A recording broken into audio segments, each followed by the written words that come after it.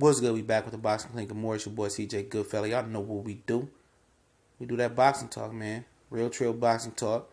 And we do more than that, but right now we're talking some boxing facts.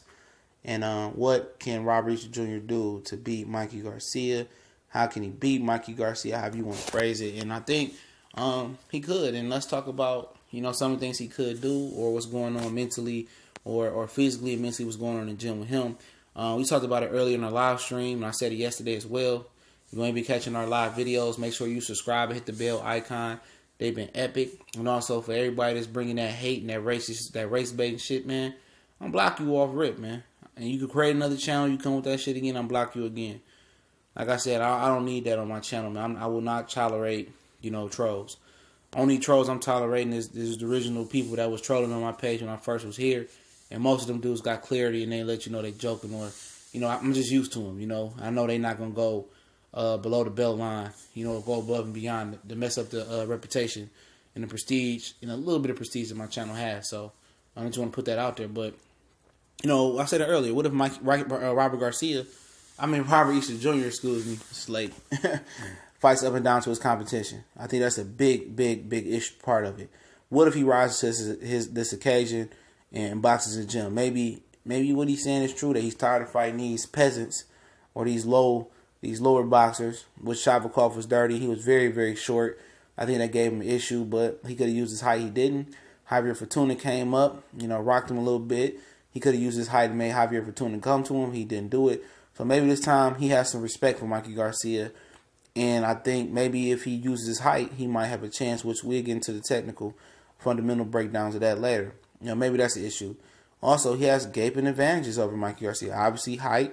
Obviously, he's faster. Obviously, he's more slicker. Obviously, his foot speed is better. Wouldn't say his footwork is necessarily better than Mikey Garcia, but, speed is a big part of it. But Mikey has technique and fundamentals. He's one of the most, fundamental technical sound fighters out there. And that's why he's always in a position to be great and to be in a position to win. Is Mikey overrated by fans? Absolutely. I seen black fight fans say that, yeah. He is. When he was gone for so long, a lot of people had potential. Hearing about the sparring with Pacquiao, Chris John, and Marcos Madonna, and all these great sparring matches that he had, and his smart moves, going to the police academy, so he can have a backup plan of boxing and work. He's basically the Floyd Mayweather's family. He's like all of the information and data and training and watching Fernando Vargas and Robert Garcia, world champions, and helping home world champions in sparring, and won. And he's all they hope, and, he's a really, really good fighter when he's a really, really good puncher, maybe a great puncher at 135, but he's coming back down in weight. It might be a little bit strained there as well. Put that out there. But for Robert Jr., he got a physical advantage as well. I'm not talking about speed, height, length, you know what I'm saying? That's an advantage that he got there. He's a slicker fighter. He's the more athletic fighter, more fast and twitchy. I wouldn't say he's the bigger puncher here.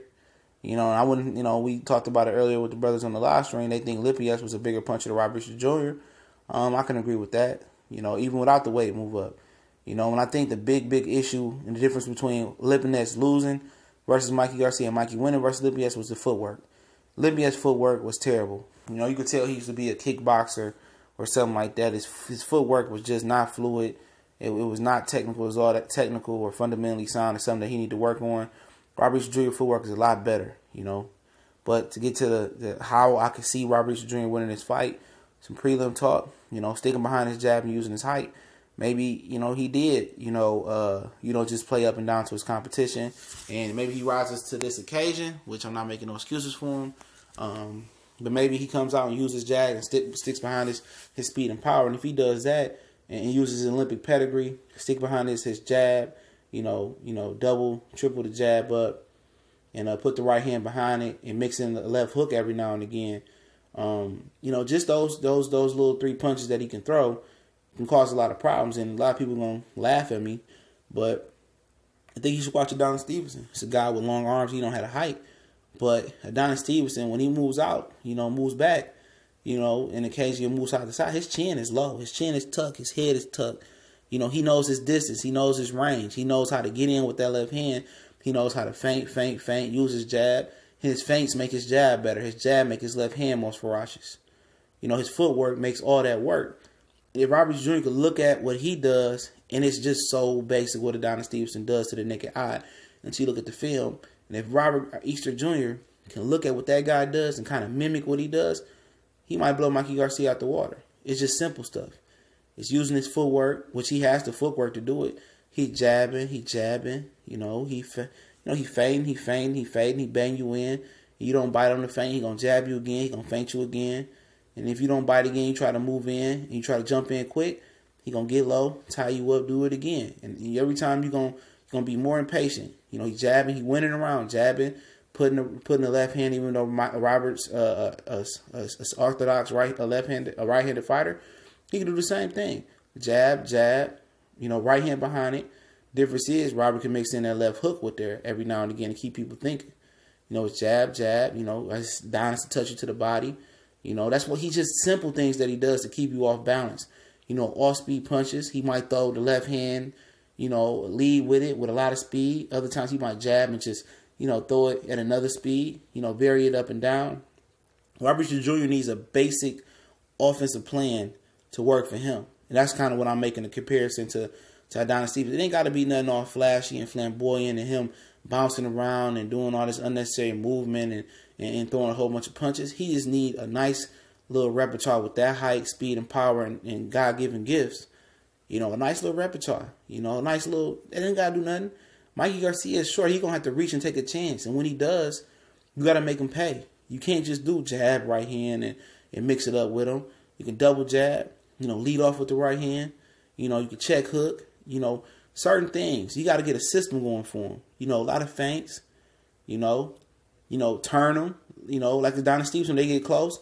You know, he get in there. He got to fight. He'll jab him, turn him, and then come back with the straight left. He can come back with the straight right.